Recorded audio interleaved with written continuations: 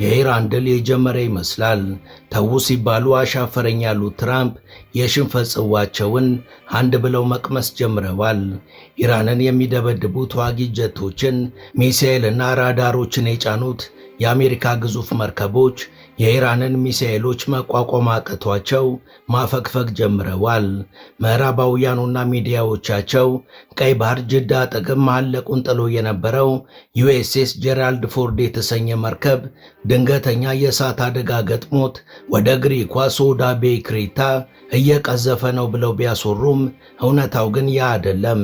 አይሮፕላን ተሸካሚ መርከቦቹ በኢራን ነበልባል እየተገረፉ ካፒቴኖቻቸው እንደ ሳይክል የቁም እየነዱ መፈርጠጣቸውን ቀጥለዋል።